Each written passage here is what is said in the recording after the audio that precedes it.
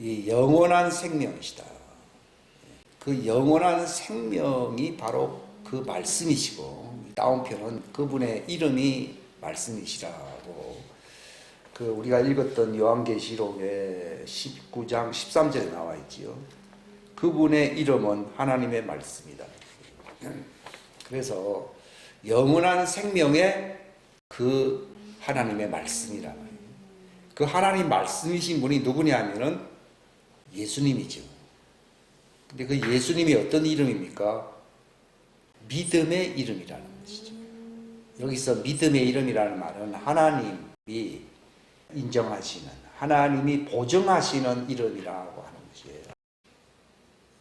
하나님의 믿음이라는 그 뜻 안에는 히브리서 7장에 기록된 대로 하나님이 보증하신다 이 말입니다. 이 위대한 질문을 어떤 그 부자가 예수님께 찾아와서, 선한 선생님이요, 내가 무슨 선한 일을 해야 이 영원한 생명을 얻으리까? 그렇게 예수님께 질문을 했습니다. 이것이 마태복음 19장 16절부터 해서 30절 또 그 이상까지 이어지고 있는데요. 29절에 보면은 또 내 이름으로 인해 집이나 형제나 자매나 아버지나 어머니나 아내나 자녀나 토지를 버린 모든 자는 100배를 받고, 그러면서 또 영전하는 생명, 영원한 생명이죠. 생명을 상속받으리라. 이렇게 말씀을 하셨습니다. 그러니까 신앙생활의 목적이 딱 한 가지로 결론이 납니다. 그게 무엇입니까? 이 영원한 생명, 영존하는 생명을 얻기 위해서 하는 것입니다. 그 영존하는 생명을 얻을 수 있는 그 길이 어디에 있느냐? 유일한 길입니다. 내가 곧 그 길이요 진리요 그 생명이라는 말이 그 뜻입니다. 이 요한 1서에도 이 주제에 대해서 많이 기록이 되어 있기 때문에 이 요한 1서의 말씀이 이제 귀에 들어오고 깨닫기 시작하면은 이 영존하는 또는 영원한 생명을 얻는다고 하는 이 확신을 우리가 가질 수 있는 그 길을 발견하게 됩니다. 아마 성경의 모든 주제가 이 영존하는 또는 영원한 생명을 얻을 수 있는 길을 알려주는 책이라 이렇게 말씀을 할 수 있고요. 그 주제를 위해서 그 많은 분들이 나름대로 많은 증거를 이 성경에 남기고 있습니다. 근데 신비롭게 우리가 읽었던 이 시편 133편 3절밖에 되지 아니한 이 말씀, 이 다윗이 지은 시인데, 구약 성경에서 이 영원한 생명이라고 하는 말이 딱 한 군데밖에 안 나오는데 이게 어디에 나오느냐? 오늘 읽은 시편 133편 3절에 말씀을 하고 있습니다. 그 말은요, 이 율법과 선지자, 대언자는 이게 구약 성경인데, 이것은 영생을 바라보는 것이에요. 바라보는 것이고, 이것이 확정을 짓는 놀라운 결정적인 선포가 바로 영생의 그 본체가 되시는 그 예수님께서 직접 신약 성경을 통해서 우리에게 말씀을 하신 것입니다. 예수님이 십자가에 달려서 돌아가시고 난 뒤, 부활하시고 난 뒤, 그리고 성령이 임하시기 전까지는 은밀한 의미에서 신약 시대라고 할 수가 없어요. 그렇기 때문에 마태복음, 마가복음, 누가복음, 이걸 공간복음이라고 부르는데, 이 세 복음서 안에는 영생이라, 영원한 생명이라는 말을 확정을 짓는 말들이 많이 없습니다. 이것은 예수님이 죽은 자 가운데서 부활하실 뿐만이 아니라 그분이 하늘에 올라가셔서 영광을 받으심으로 바로 아버지의 약속하신 그 성령을 사람들에게 보내주시기 전까지는 영원한 생명, 영존하는 생명이 확정이 되질 않는 것입니다. 그렇기 때문에 요한복음에는 영원한 생명 또는 영존하는 생명이라고 하는 표현들이 많이 나옵니다. 왜 그렇습니까? 요한복음은 언제 기록이 된 것입니까? 성령이 임하기 전에 기록된 겁니까? 성령이 임하시고 난 뒤에 기록된 것입니까?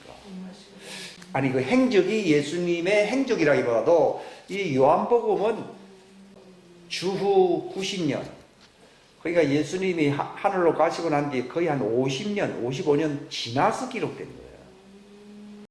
그러나 이 마태복음, 마가복음, 누가복음은 특별히 예수님이 지상 공생에 구약을 성취하기 위해서, 율법과 대언자의 글을 성취하기 위해서 오신 그 예수님의 행적, 그걸 기록한 것이 공관복음서고, 요한복음은 그런 말씀들이 기록된 것이 아니라 바로 예수님 자신이 바로 영존하는 영원한 생명 자체라고 하는 것을 알려주는 아주 노골적으로 이걸 공개하는 복음서라. 그래서 독수리 복음서라 이렇게까지 얘기를 합니다. 그러니까 요한복음은 영존하는 생명, 영원한 생명이라는 말이 많이 나옵니다. 근데 우리가 알고 싶었던 그 질문에 대한 해답을 예수님이 애매모호하게 하시는 거죠. 마태복음 그 19장에 16절에 기록되어 있듯이요. 내가 바로 영원한 생명이다. 그러므로 이제 나를 따라와야 된다. 이렇게 말을 하면 좋은데, 어떤 부자가 찾아와서 얼마나 답답한 마음으로 예수님께 질문을 드리기를, 내가 영원한 생명을 얻고 싶은데 어떤 선한 일을 해야만이 얻겠습니까? 라고 하니까, 네가 영존하는 생명에 들어가고 싶으면은 명령들을 지키라, 계명들을 지키라, 그래 말했습니다. 어떤 계명이니까 하니까, 살인하지 말라, 도둑질하지 말라 하면서 이런 말을 하니까, 그건 제가 율법하에서 선생님들 밑에서 내가 어렸을 때부터 지켰습니다. 그렇게 말을 하니까 예수님이 이렇게 보시면서 그 청년을 사랑하사 이랬어요. 사랑하는 마음으로 말씀하시기를, 네가 완전하게 될진대. 즉 이게 무슨 말인가 하면은, 영존하는 생명은 율법의 어떤 계명만을 지킨다고 해서 얻을 수 있는 것이 아니라는 것을 예수님이 말을 하고 있는 거예요. 속 시원하게 내가 영존하는 생명이다 이렇게 얘기를 하면 좋은데, 요한복음에는 그렇게 기록이 되어 있죠. 그때 마태복음은 예수님이 지상생활을 강조하고 있고, 율법하에서 율법을 성취하려고 오신 그 예수님을 묘사를 하기 때문에, 그 청년을 사랑하사 하시는 말씀이 네가 완전하게 되고자 할진대, 네가 가진 그 모든 재물을 가난한 자들에게 베풀라. 그리고 와서 나를 따르라. 그렇게 말씀하셨어요. 거기서 완전하게 된다는 말이 그게 무슨 말입니까? 그러니까 네가 아직은 성령님을 받을 수 있는 완전한 회개에 이르지 못했다는 것을 예수님이 말씀을 하고 있는 거예요. 왜냐하면 이 사도행전에서 베드로가 설교를 할 때 뭐라 그랬습니까? 회개하고 너희 각 사람이 예수 그리스도 또 이름으로 진례를 받아서 죄들의 사면을 얻으라. 그리하여야만이 너희가 성령님의 선물을 받을 것이다. 이 약속을 하나님이 우리에게 약속했다. 이렇게 얘기하는 거예요. 이게 정답이거든요.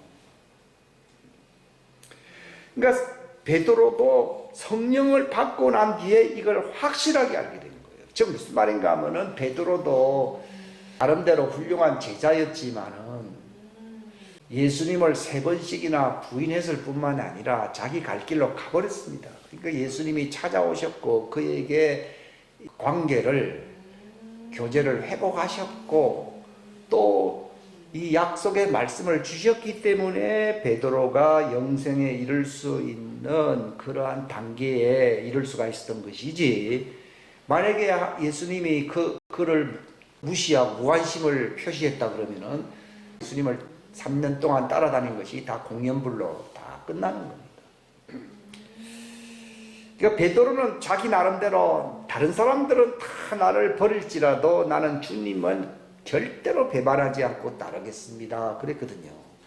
근데 예수님이 네가 그렇게 나를 믿어? 그래서 본래 그게 개역성경에는 그렇게 표현이 안 돼 있는데, 이제 여러분 보시면은 네가 진짜 나를 믿어? 이렇게 돼 있어요.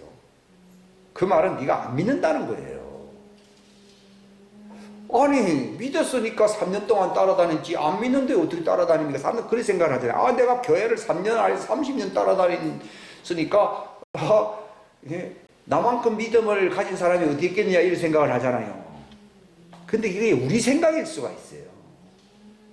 즉 무슨 말인가 하면은 영생을 얻을 수 있는 믿음이라고 하는 것은 우리가 확신하는, 우리가 인정하는, 교회가 인정하는 믿음의 수준이 아니라는 거예요. 이걸 여러분들이 성경에서 잘 봐야 돼. 안 그러면 좁은 길이라는 말이 무섭게 됩니다.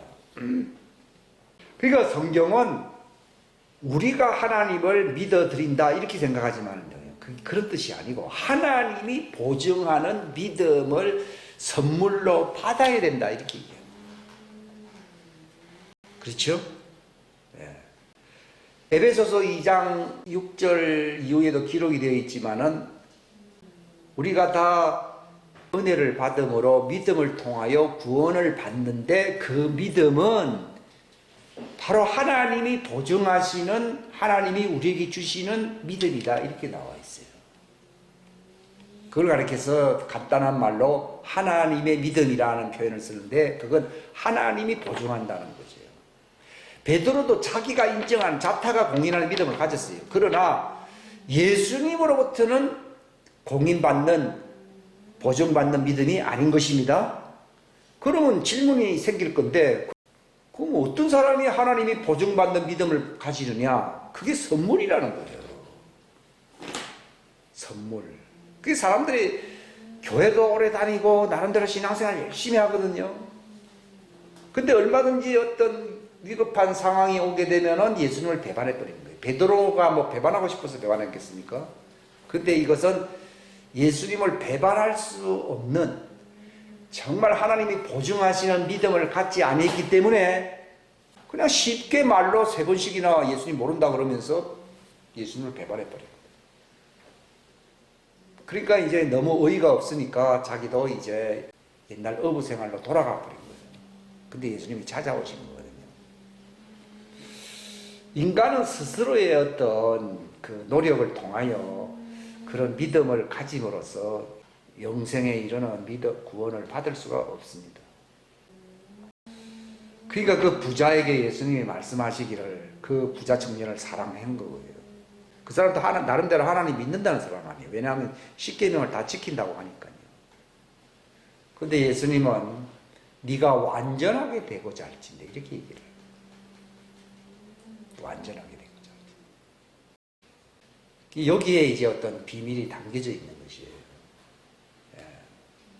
될진데 네가 만약에 완전하다 그러면은 그 말은 우상이 없다 이 말이에요. 우상이 없고 하나님이 너를 보증할 수 있는, 그리고 하나님이 너 안에 거할 수 있는, 하나님의 이름을 모실 수 있는 그 뜻입니다.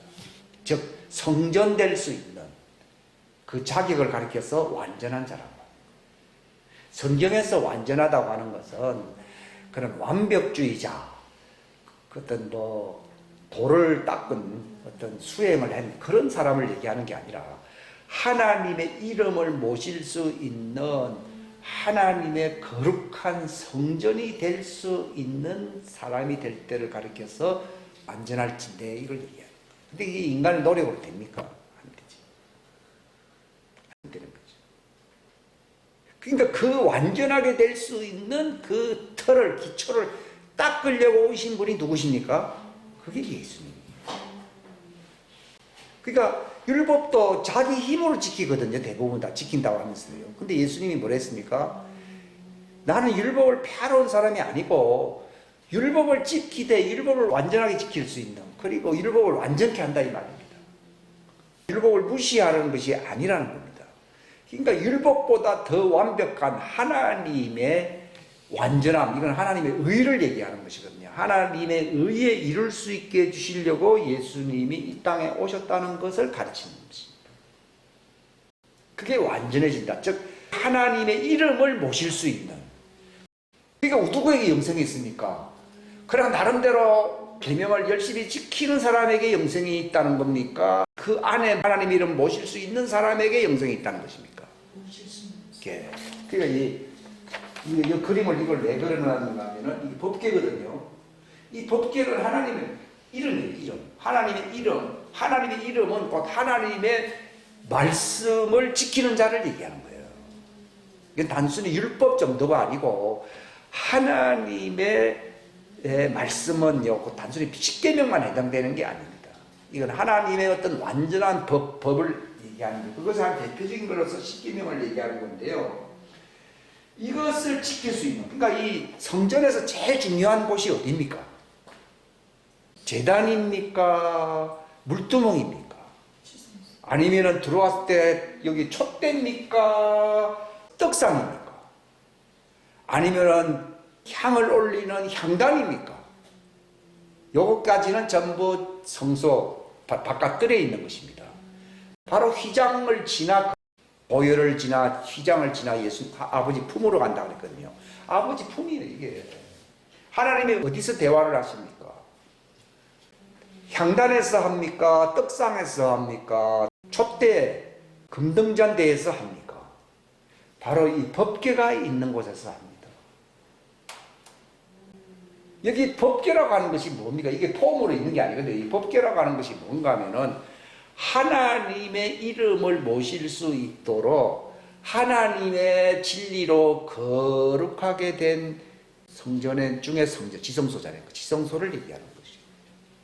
여기에 하나님의 이름이 있는 것이고 하나님의 말씀이 있는 것이에요. 거기에 뭐가 있다고요? 영원한 생명이 있어요. 히브리서를 보게 되면은 우리가 예수님의 피를 힘입어 담대함으로 하나님의 믿음을 통하여 이렇게 있어요. 하나님의 믿음을 통하여 지성소로 나아가자, 그렇게 기록이 되어 있습니다. 그게 영생을 얻는 길을 가르치는 겁니다. 근데 나름대로 뭐 이렇게 공부를 하고 연구를 했어도요, 이거 모를 수 있어요. 대단히 중요한 것이죠, 실상. 그러니까 예수님이 그걸 이루어 주려고, 그 길을 열어 주시려고 오신 분이십니다. 어디까지요? 여기까지. 그러니까 이게 법궤가 뭔가 하면요, 율법은 하나의 모형이고 영원한 생명의 말씀입니다. 그 말씀이 있는 곳에 뭐가 있습니까? 하나님의 이름이 있고 하나님의 말씀이 있습니다. 그 하나님의 이름이 무엇입니까? 그게 예수입니다. 예수. 그게 하나님의 이름이 예수입니다. 우리는 예수님을 그저 내가 어떤 위기를 극복할 수 있는, 내 육신의 어떤 어려움을 극복할 수 있는 그런 이름으로만 합니다. 그러니까 그때는 믿죠. 베드로도 물에 빠지니까 나를 살려주셔서 예수님 하니까 예수님 살려주셨습니다. 그렇다고 해서 물에 빠진 베드로가 살아났다고 해서 영생을 얻은 겁니까? 그건 아닙니다. 그건 가까이 온 거지요. 그러니까 이 목적에 이를 수 있는 길을 알았다고 하는 것을 가리켜서 그 비결을, 우리나라 말은 비결이라는 말을 잘 쓰는데요. 비결을 안 것을 뭘 알았다고 얘기합니까? 성경적으로는요. 진리를 알았다. 그러니까 마태, 마가, 누가복음에는 진리란 말이 많이 없거든요. 근데 요한복음에는 영원한 생명, 영존하는 생명 하면서 그런 말들이 엄청 많이 나오면서 또 진리란 말은 많이 나옵니다. 구약 성경은요, 율법이라고 하는 그 표현은 굉장히 많아도 진리라고 하는 표현은 그렇게 많지 않습니다. 있긴 있습니다만 그렇게 많지 않습니다. 왜냐하면 모형이기 때문에. 율법은 장차 나타날 영생의 이름의 말씀에 무엇이라고요? 모형이요, 그림자라고 히브리서 10장에 보면은 나와 있지요. 그러니까 예수님이 왜 십자가에 돌아가셔야 되느냐? 그 진리에 이룰 수 있는. 그러니까 많은 사람들이 믿어도 진리에 이르지 못한다고 그렇게 되어 있잖아요. 영생에 이룰 수 있는 하나님의 법궤의 말씀, 그 하나님의 진리의 말씀으로서 거룩하게 되거든요. 율법으로는 거룩하게 되지 않는다 하더라도 하나님의 영생의 말씀은 이 성령님의 말씀입니다. 이걸 통해서 우리가 변화가 일어나는 거예요. 변화. 예수님이 저들을 율법을 지키게 하옵소서 이렇게 얘기한 게 아니고 저들을 진리로 거룩하게 하옵소서. 율법보다 훨씬 큰 그 진리를 얘기해요. 그러니까 이 율법을 통해서 진리로 가야 되는 거예요. 그 계단과 같습니다. 천장에 올라가고 싶은데 그냥 못 올라가잖아요. 그러니까 계단을 통해서 올라가듯이 율법을 지키다 보면은 하나님이 요구하시는 수준에 미달된다고 하는 것을 자기가 알아야 돼요. 그래 회개가 일어나거든요. 율법하고 나하고 상관이 없는 사람은 하나님을 향한 회개가 발동을 합니까? 안 합니까? 안 하죠. 믿음이 발동을 합니까? 안 합니까? 안 합니다. 그러니까 바울이 사도행전 20장에 나와 있잖아요. 내가 너희들과 3년 동안 에베소 교인들과 함께 머물면서 뭘 얘기했다고 말했습니까? 두 가지를 얘기했다고 했습니다. 하나님을 향한 회개와, 아이고 회개도 뭐 하루 이틀만 얘기하면 좋은데 뭐 3년 동안 얘기해요. 회개와 또 뭘 전했다고요? 예수 그리스도를 향한 믿음을 전했노라 이렇게 되어 있습니다. 그래야만이 어디에 이룰 수 있다고요? 진리에 이릅니다. 그죠? 그러니까 이걸 잘 아셔야 되는 것이죠. 그러니까 이제 예수님은 어떻게 보면 참 높으신 분이신데 도사 그 이상의 분이죠. 스승으로 얘기할 것 같으면요. 딱 청년이 와가지고서 아무 생각이 예수 입장에서 다 보시면 우리가 조금 이해를 할 수 있는데, 아 내가 어떻게 해야 어떤 일을 해야 영원한 생명을 얻겠습니까? 하니까요. 예수님이 그 목적을 위해서 왔지만도 그게 단순하게 기적을 행하듯이 줄 수 있는 것이 아닙니다. 그죠? 그러니까 율법에 뭐라고 기록이 되어 있느냐, 네가 그것을 지켰느냐. 그러니까 내가 어렸을 때부터 지켰나이다. 그러니까. 근데 그것만으로는 비교받아 겁니다. 그러니까 예수님이 이어서 말씀하시기를 네가 완전하게 되고자 할지인데, 이게 중요한 거죠. 그게 뭘로 완전하게 됩니까? 영생으로만, 바로 성령님으로 말씀으로만 완전하게 되는 것입니다. 인간이 안에 이 성령의 인재가 없이는 인간은 결코 어떻게 되지 않습니까? 완전하게 되질 않습니다. 데살로니가 전서 2장 13절에 보게 되면은 바로 성령님의 거룩하게 하심이다 이렇게 나와 있거든요. 진리로 거룩하게 된다고 하는 것은 곧 성령님으로 거룩하게 되고 완전하게 된다는 것을 얘기합니다. 근데 어떻게 하면 성령님으로 내가 거룩하게 되고 완전하게 될 수 있느냐 하는 거예요. 그게 첫 번째 단계가, 네가 율법을 지켰다고 하지만은 그 법을 통해서는 네가 죄를 깨달으니요, 네가 바로 회개해야 된다는 것을 얘기하는 거죠. 베드로가 말을 하기를 각각 회개하라. 그리고 그런데 어떻게 되어 있습니까? 예수 그리스도의 이름으로 침례를 받으라 이렇게 나와 있어요. 근데 저도 옛날에는요, 그래서 난 침례교가 참 중요하구나 이렇게 생각을 했어요. 왜냐하면 영생을 얻는 길 가운데서 반드시 통과해야 할 과정이 예수 그리스도의 이름으로 침례를 받으라니까, 야, 이 물속에 들어가야 되는구나 이렇게 생각을 했거든요. 근데 그게 아니에요. 각각 회개하라는 말이 무슨 말인가 하면은 회개의 침례를 받으라 그 말입니다. 그 말은 이제 꼭 물이 꼭 있어야 된다는 그런 뜻은 꼭 아닙니다. 그죠? 침례자 요한이 왜 왔습니까? 죄를 사면시키기 위해서 왔습니까? 회개케 하려고 왔습니까? 회개케 하려고 왔습니다. 이게 순서 아셔야 됩니다. 그가 물로 침례를 줬는데, 우리가 교회에서 침례를 주잖아요. 그것도 물이라고 하는 것은 어떤 역할밖에 못합니까? 회개입니다. 회개.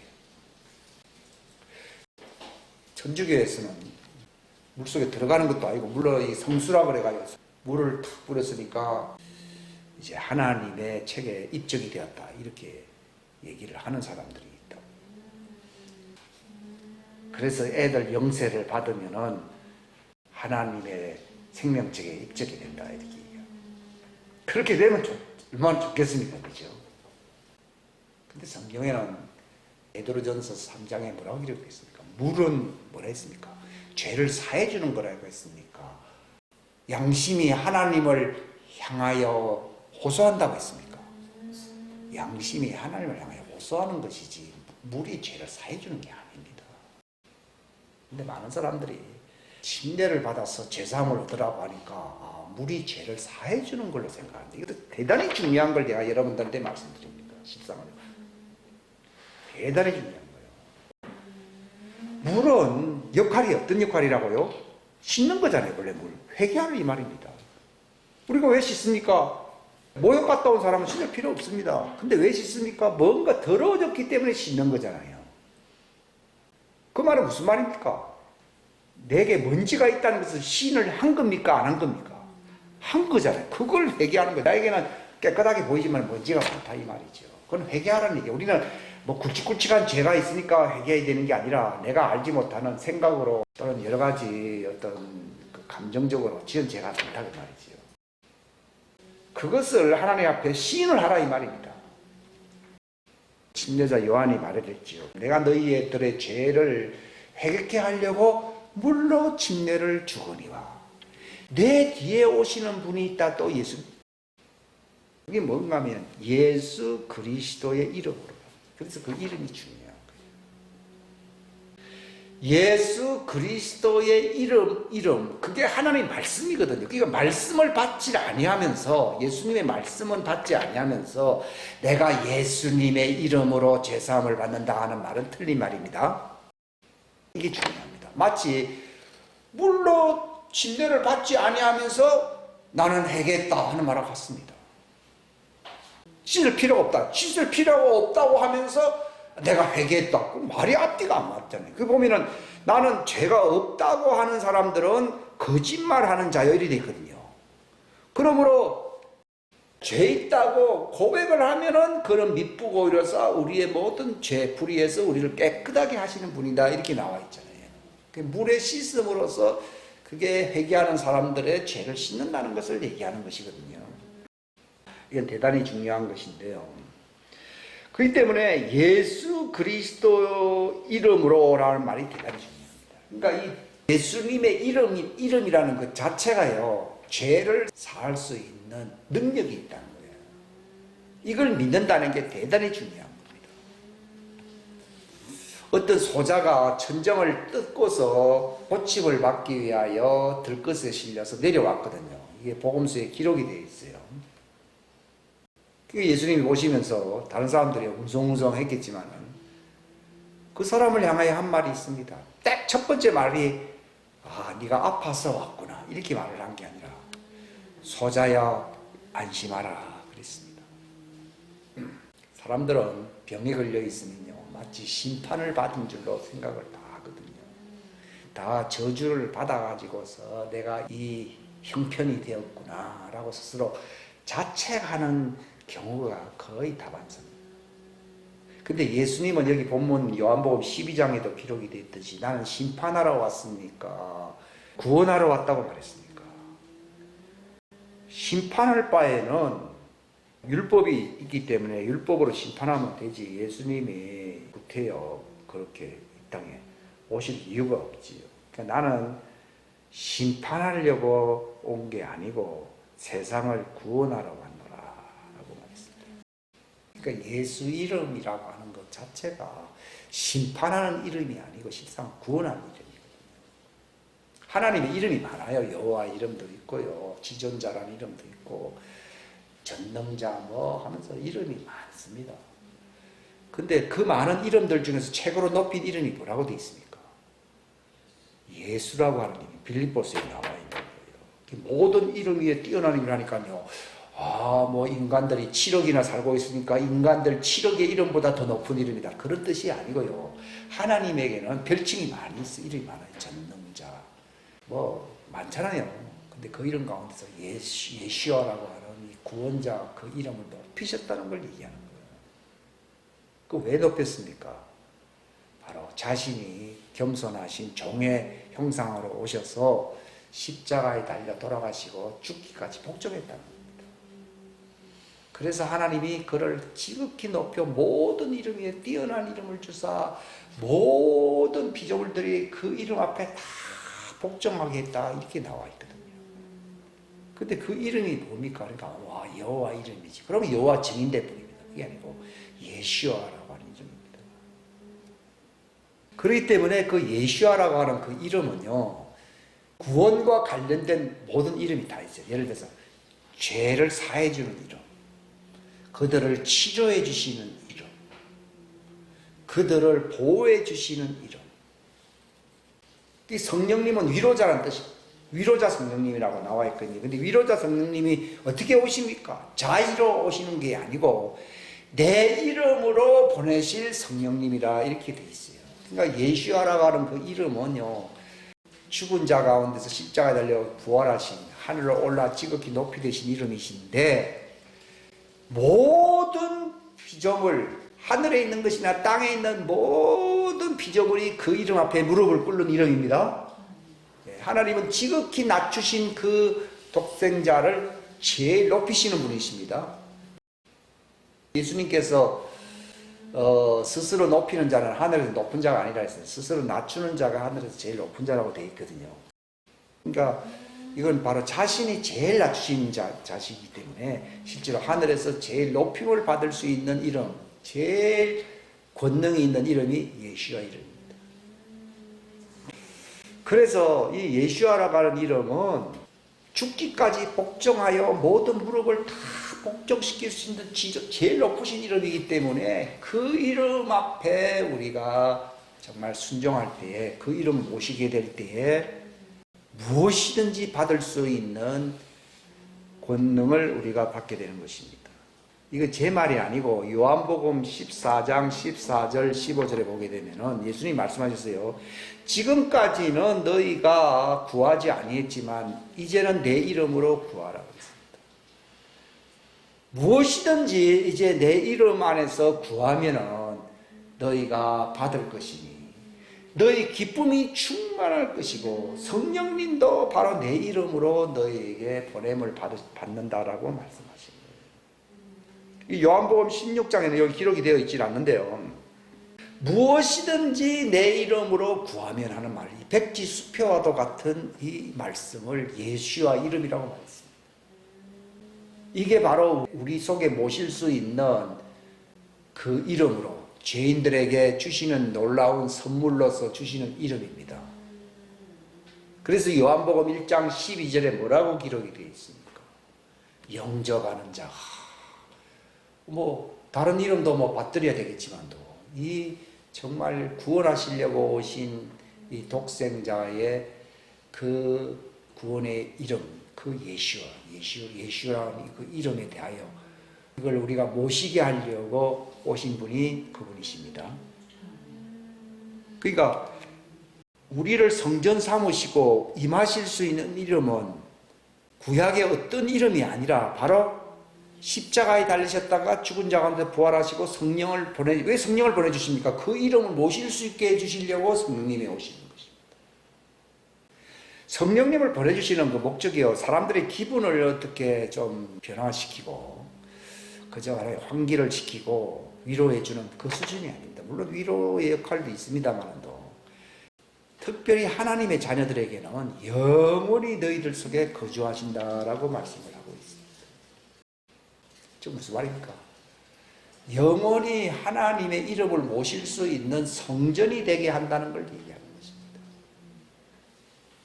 그렇기 때문에 영접한다는 말이 우리를 성전 삼으시고 그 예수와 그 구원의 이름, 영생의 이름이 우리의 마음속에 성령님으로 임한 자들에게는 뭐가 있다고요? 영생이 있다. 이걸 분명하게 아셔야 됩니다. 그러니까 첫 단계가 영생을 받아라 이런 말은 성경에 없습니다. 그럼 얼마나 좋겠습니까? 병 나가라 하는 것보다 영생을 받아라 이런 그렇게 할 수는 없습니다. 그러니까 어떻게 하면 내가 영원한 생명을 얻겠습니까? 하니까요, 제일 초보 단계가 네가 회개했느냐 그 얘기거든요. 이거 회개를 모르니까 뭘 얘기했습니까? 네가 율법의 명령을 지켰느냐라고 말했습니다.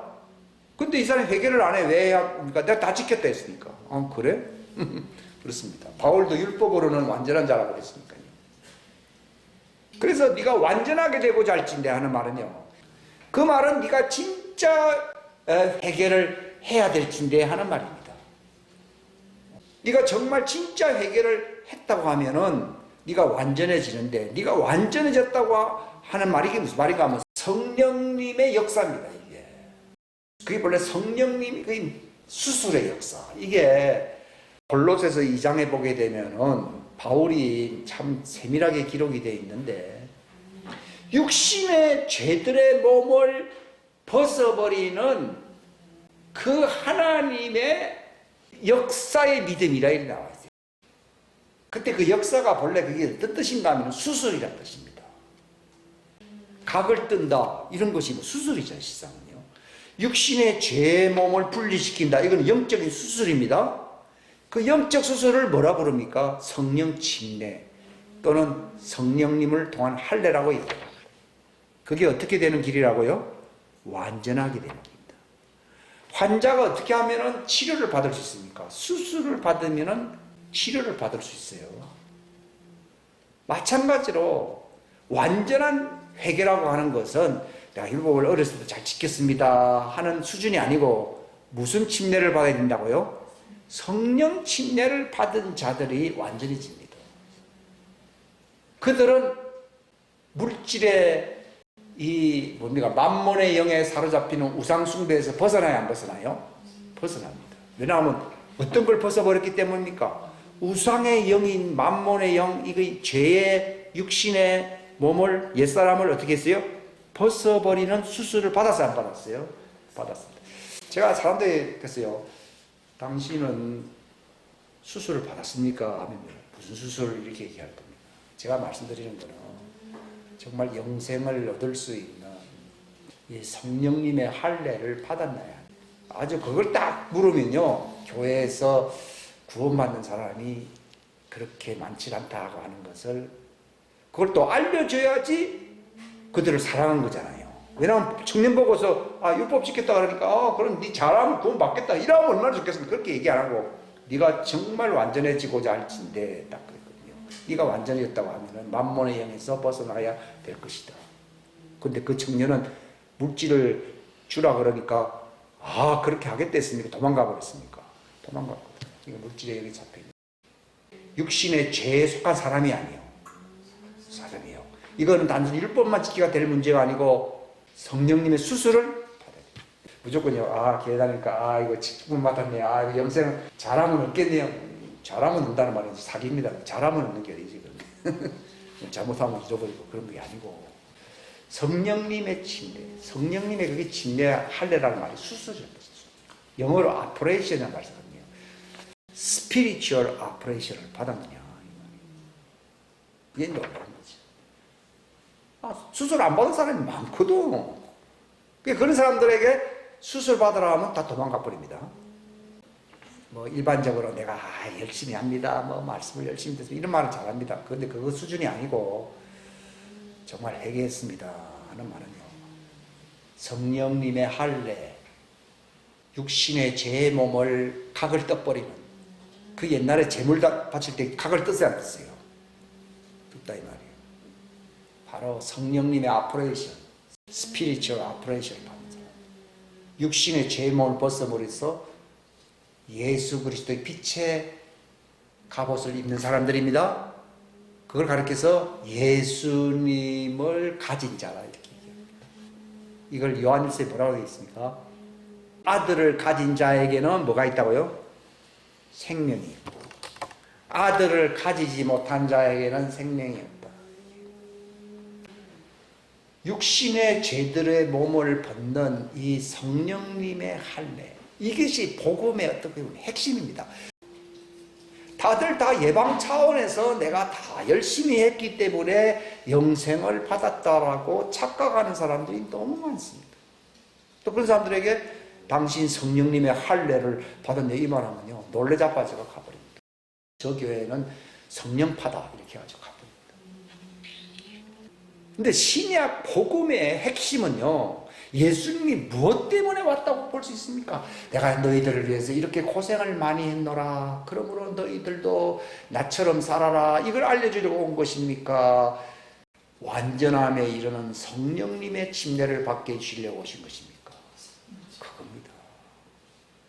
여기 어느 교파에서도 예수님이 십자가 졌기 때문에 우리도 나무에 1년에 한 번씩은 올라가서 한 6시간 동안 달려보면 목이 칼칼 마를 겁니다. 그러면 우리의 마음이 겸손해질 것입니다. 필리핀 천주교회에서 그렇게 하더라고요. 내가 가서 들은 얘기입니다. 그게 아니에요.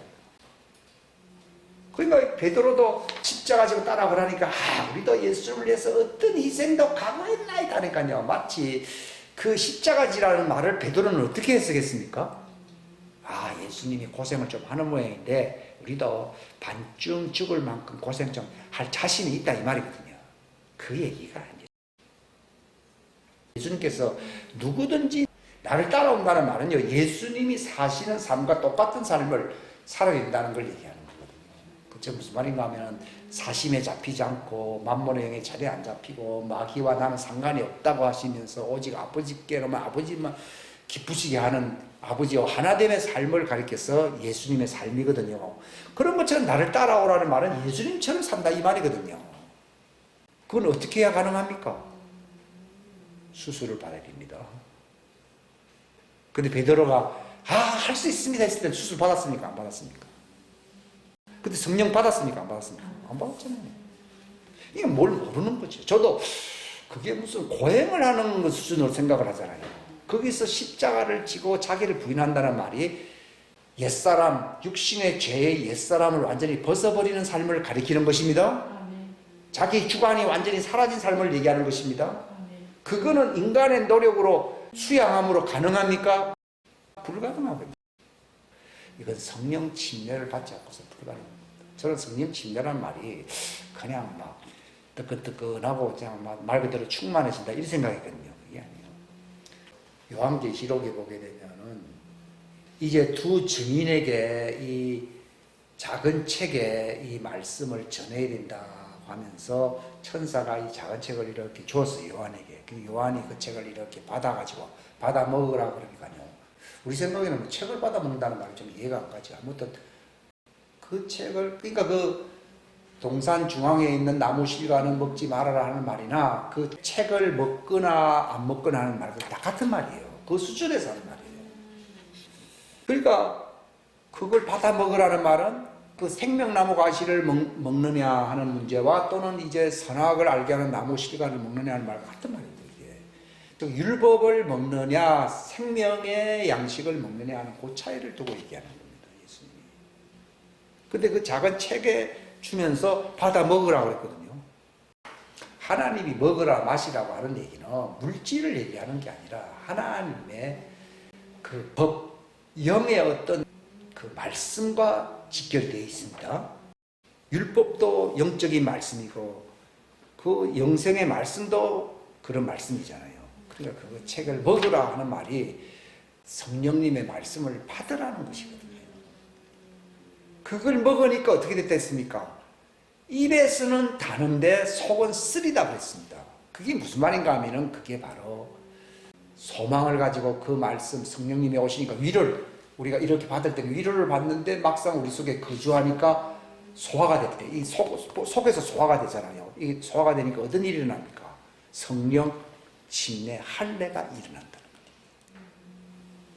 이 성령 침례를 이렇게 받게 되면요, 그 위로자이기 때문에 우리의 인생, 우리의 육신의 인생에는 즐거움이 찾아옵니다. 오는데 영적인 깊은 내면에 들어가게 되면 씁니다. 이게 무슨 말입니까? 그 사람이 진짜 영원히 기쁘려고 그러면은 육신의 영역의 삶이 끝나야 돼, 안 끝나야 돼요? 끝나야 되는 거예요. 약을 줄 때 보면 약이 그렇잖아요. 약이 입에는 달아야 안 달아요? 근데 입에는 단 것 같은데 속에 들어가면은 역사가 일어나거든요. 그래서 약은 쓰다, 뭐 그런 말을 하거든요. 그 치료제는 쓰다 이 말이거든요. 즉, 그 책을 먹는데 입에서는 단다는 말은 그 인생을 위로하는 면은 있어요. 성령님이 오시면은 위로자가 있잖아요. 그러나 실상 그게 우리 속에 거하게 되면은 달다는 말이 아니라 내 속에 중대 변환이 일어나게 됩니다. 우리가 약을 먹는 목적은 입을 달달하게 하기 위해서 먹습니까? 그러면 약 먹을 필요 없어요. 그거는 시작에 불과한 것이고 본질적인 그 효력이라고 하는 것은요, 내 창자, 내 윗속에 들어가서부터 어떤 변화가 일어나거든요. 마찬가지로 이 작은 책이라고 하는 것이 뭔가 하면 성령님의 말씀을 얘기하는 거예요. 사람들은 형통하는 말씀, 율법의 말씀에는 상당히 인기가 있습니다만도 우리의 삶을 예수님과 같이 전환시키고 완전히 변환시키는 그 진리의 말씀에 대해서는 관심이 없습니다. 그래서 그 작은 책이라고 그러는데 그 작은 책의 말씀을 우리가 받게 되면은 입에서는 입이라는 말은 우리 인생의 어떤 겉면을 얘기하는 겁니다. 근데 실제로는 우리 인생 내면에 들어가게 되면은 쓰다는 말은 이게 대전환의 수술이 나타난다는 거예요. 즉 수술이 뭡니까? 뜯어버리는 거죠. 즉 육신의 죄들의 몸 옛사람을 각을 뜬다 이 말입니다. 이야, 보통 일이 아니잖아요. 육신의 죄를 지을 수밖에 없고 육신적인 생각으로밖에 살 수밖에 없는, 그래서 하나님과 원수가 될 수밖에 없는 그 옛사람을 십자가에다가 못을 박아버리고 우리 안에 성령님을 통하여 새 사람으로 예수님의 빛의 갑옷으로 의와 참된 거룩함으로 내 속에 창조가 일어난다. 이게 수술이거든요. 옛사람을 벗고 새사람을 입으라는 말은 간단하게 얘기한 겁니다.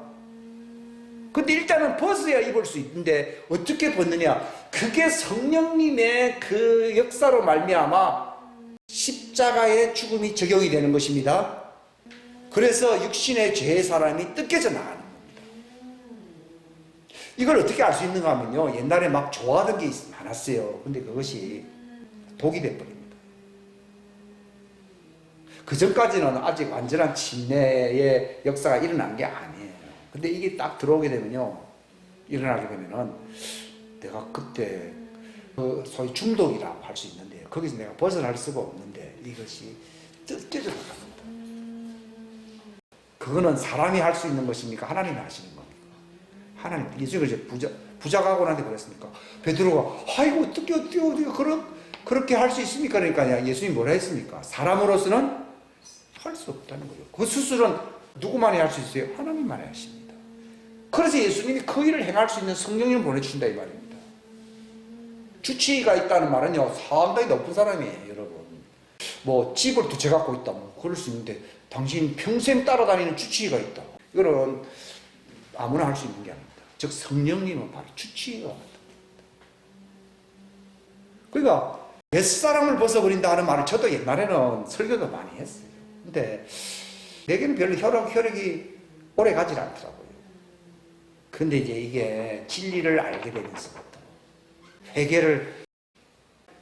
회개한다는 말이나 그 진리를 알게 된다는 말이 서로 연결되거든요.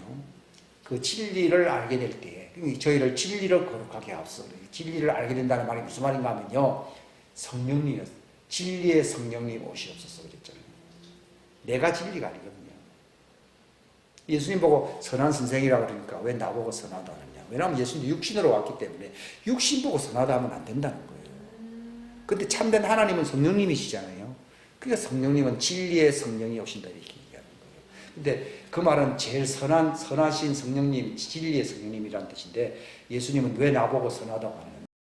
성령을 보내주신 하나님을 믿느냐? 믿지도 않으면서 왜 나보고 선하다고 하느냐? 하나님 외에는 선한 이가 없다고 했잖아요. 그 뜻이 담겨져 있는 거예요. 바로 복음의 핵심은요, 영원히 우리를 영생으로 이끌 수 있도록 우리를 치유하시는 전인 치유죠. 치유하시는 성령님을 보내겠다고 하는 것이 하나님이 주시는 최고의 선물로서 축복된 복음입니다. 하나님이 주시는 선물 가운데서 최고의 선물이 뭐라고요? 주치 성령이에요. 주치 성령. 그분이 어떤 일을 하느냐? 정말 회개하고 진리를 깨닫고 진리의 모든 진리 가운데 이르게 한다 했잖아요. 그렇게 함으로써 이 사람이 단순히 내가 좀 잘못했습니다, 회개했습니다, 이게 아니고요, 바로 회개할 필요가 없는 존재로 만드는 거예요. 그 말이 또 성경에 어디 있냐? 요한일서 2장에 보면 나와 있잖아요. 우리가 이런 말을 쓰는 것은 너희로 하여금 죄를 조금도 짓지 않게 하려 함이라 나와 있잖아요. 내가 이런 말을 쓰는 목적은 그냥 회개하면 된다 이게 아니고 전혀 죄를 짓지 않게 하려 함이라. 하나님의 씨를 가진 자에게는 범죄할 수가 없는데 이는 하나님의 씨가 그 속에 거함이며 할 때 그 하나님의 씨가 뭡니까? 이름, 하나님의 이름이 하나님의 이름. 내가 김씨라고 하는 것은 어머니를 얘기하는 거, 아버지 씨를 얘기하는 겁니까? 엄마가 이시고 김씨입니까? 아닙니다. 그건 밭입니다. 씨가 아버지. 그 씨가 이시고 김씨요. 하나님의 이름도 뭐예요? 하나님의 씨요. 지금 족보 얘기를 하는데 아주 중요한 얘기를 여러분들이 하고 있는 거예요. 하나님의 이름은 씨인데 자기 속에 씨가 없으면 아버지 없다는 얘기입니다. 하나님의 씨가 하나님의 이름입니다. 근데 하나님의 씨가 뭐예요? 마태복음 13장 38절에 뭐라 돼 있어요? 그 씨는 곧 뭐라 했어요? 하나님의 말씀이에요. 자, 이제 다시 얘기합니다. 하나님의 씨는 하나님의 이름입니다. 하나님의 이름은 뭐라고요? 하나님의 말씀. 이게 이해가 됩니까? 씨, 이름, 말씀. 씨는 말씀이죠. 예? 그러니까 만약에 내가 아버지의 성씨를 모른다면 고아거든요. 그렇죠? 내가 만약에 내 속에 하나님의 씨가 있다는 걸 모른다면 나는 뭐예요? 고아죠.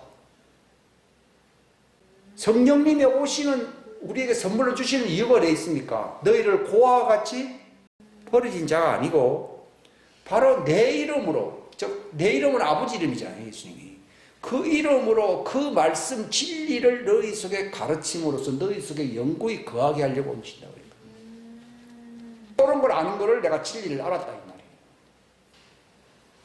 그러니까 이거는 아무에게 주는 게 아니라 율법을 통하여 율법을 주신 것도 그게 이르게 하려고 하는 것입니다. 회개합니다. 회개할 때에 네가 완전하게 되고자 할진대. 이것은 율법의 말씀이 아니라 하나님의 씨의 말씀을 받아야 됩니다. 따라합시다. 율법의 씨는 종의 씨다. 예수님의 말씀은 종의 씨가 아니고 하나님의 아들의 이름이다. 믿어집니까? 예, 확실하게 믿으셔야 되지. 요걸 내가 얘기하는 거야. 그러니까 이름했다가 또 말씀했다가 진리했다가 성령님 했다니까요. 도대체 이게 무슨 말인가? 마치 애들 보고요. 뭐 숙모했다가 백모했다가 뭐 고모했다가 이러니까요. 아, 대가족 시대에 그 사람들이 같이 모여 사는데 갑자기 말이요 뭐 이렇게 얘기하니까 애가 무슨 말인지 못 알아듣잖아요. 그 못 알아듣는 거예요. 그러니까 성령님 했다가 내 이름으로 했다가 아버지의 말씀했다가 아버지의 거처가 된다고 했다가 또 위로자 성령님이 또 오신다고 했다가 또 죄를 짓지 않는다고 했다가 또 언제는 또 회개하라고 했다가 저도 뭐 완전히 그냥 아이고 한 30년 전에 도대체 막 성경 공부하다가 모르겠다. 그래서 이거는 집안 내력도 애가 서너 살 돼가지고서 못 알아듣듯이 바로 우리가 진리에 이르게 될 때에 모든 말씀, 하나님 입에서 나오는 모든 말씀을 우리가 알게 되고 믿게 될 것입니다.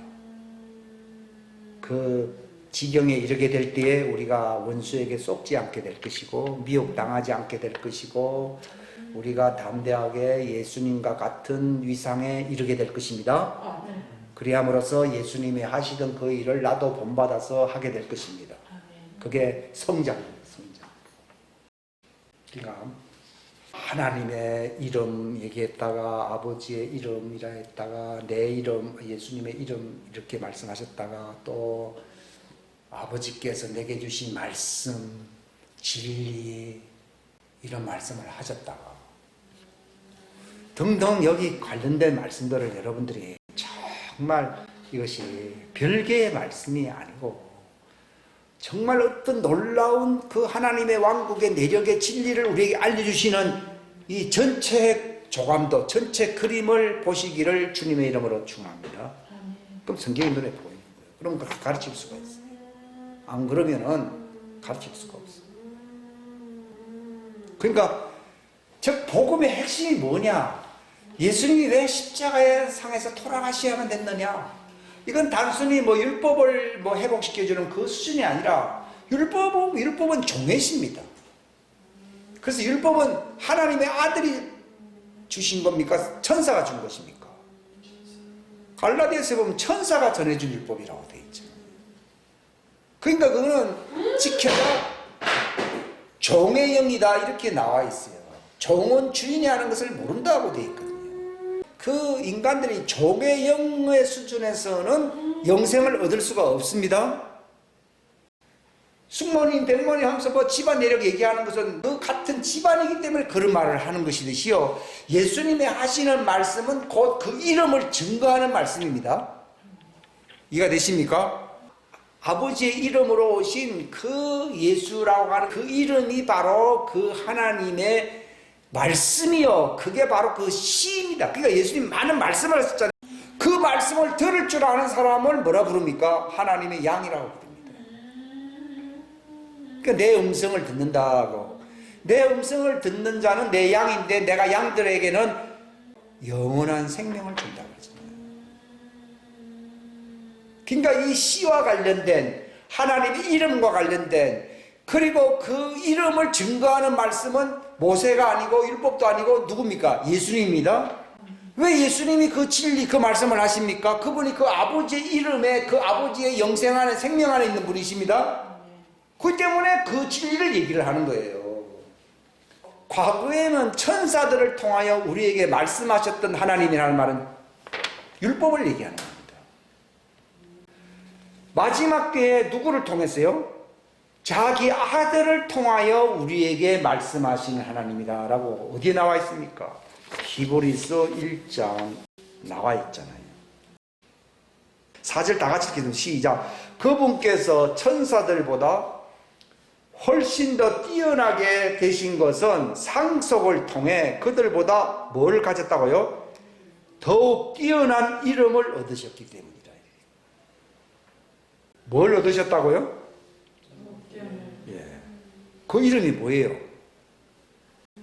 그분의 생명의 씨입니다. 그 생명의 씨는 그 뭐예요? 하나님의 말씀입니다. 그 하나님의 말씀을 씨를 전해주는 사람이 누구라고요? 성령님이세요. 그러니까 예수님이 그리스도라면 뭘 받으신 분이세요? 성령님을 받으신 분이시다 이 말이에요. 그리스도.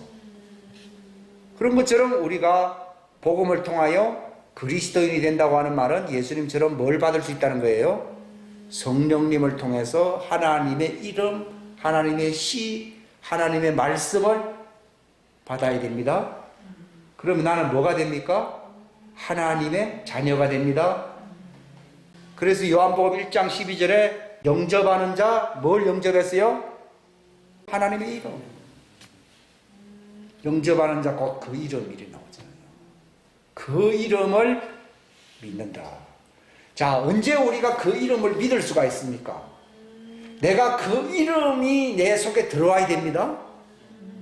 내가 하나님의 자녀가 되어야 하나님의 내력을 집안을 압니까? 외인이었을 때 하나님의 집안을 내가 알게 됩니까? 예? 내가 그 집안 식구가 될 때에 그 집안의 내력을 알 수가 있듯이 영접하는 자, 그 이름을 믿는, 그걸 믿는, 받아들였을 때 내가 그 이름에 씨가 들어왔다 이 말. 들어온 것을 가리켜서 믿는다라고 얘기하는 거예요. 그러니까 베드로가 아직 성령님을 안 받았잖아요. 그러니까 내가 믿습니다 그러니까 진짜 나를 믿어? 네가 아직 내 집안 식구도 아닌데 믿어? 그러니까 그가 외인이라는 뜻인데 외인이었기 때문에 예수님을 영접했으니까 예수님으로부터 도망가 버렸습니까? 외인이가 도망가는 거예요. 남남이다 이 말이에요. 네, 그 뜻입니다. 네가 나를 믿어? 하니까 아이고 3년 동안 따라다녔으면 얼마나 잘 믿겠어요. 그런 믿음을 하나님이 영생 얻을 수 있는 믿음으로 인정하지 않습니다. 왜냐하면 베드로가 그 하나님의 이름을 씨를 받아서 안 받았어요. 안 받았죠. 오늘 교회 다닙니다. 뭘 받아야 된다고요? 하나님의 씨, 하나님 말씀을 받아야 됩니다. 그럼 어떻게 됩니까? 성령님의 침례 역사 일어납니다. 거룩하게 됩니다. 어떻게 거룩하게 됩니까? 육신의 죄의 사람과 분리가 되어버립니다. 할례가 일어납니다. 그래야 하면서 내가 빛의 갑옷을 입게 됩니다. 이것이 최고의 영광의 기쁨입니다. 그 사람은 영생을 얻는다. 그래서 하나님의 아들의 이름을 믿는다 이렇게 이런 말을 쓰고 있는 거예요. 사람들은 믿는다 다 믿는다 그랬죠. 근데 성경에는 요한 1서에 뭐라고 되어 있습니까? 하나님의 아들의 이름을 믿는 그 사람들. 이렇게 얘기해요. 그 말은 자기 속에 하나님의 이름을 모신 성전이 되어야 된다. 그 말입니다. 할 때만이 하나님의 이름을 믿는 사람이 됩니다. 저는 이 요한일서 5장에서요, 왜 하필 이렇게 어려운 표현을 쓰는 것인가에 대해서 상당히 의아했어요. 그러니까 하나님의 아들을 가진, 원래 있다 이렇게 된 게 원래 가진 자예요. 하나님의 아들을 가졌다는 말은 하나님의 아들의 이름을 가졌다는 말이고, 그 속에 뭐가 있다는 말입니까? 성령님을 통하여 하나님의 씨가 있다는 말입니다. 그게 진리로서 우리가 거룩해진다는 말입니다. 그 사람에게는 뭐가 있다고요? 영원한 생명이 있다. 정확하게 얘기하는데 우리는 그 수준으로 가르치지 않기 때문에 사람들이 뭐 다 믿음이 있지? 이렇게 생각하거든요. 그래서 제가 정확하게 말씀을 드리는 거예요. 여러분, 베드로 보십시오. 베드로만큼 훌륭한 신자가 어디 있어요? 다른 사람들은 다 예수님 배반하더라도 나는 당신을 배반하지 않습니다 그랬잖아요. 근데 예수님이 네가 나를 믿는다고? 그랬잖아요. 하나님의 씨가 없잖아요.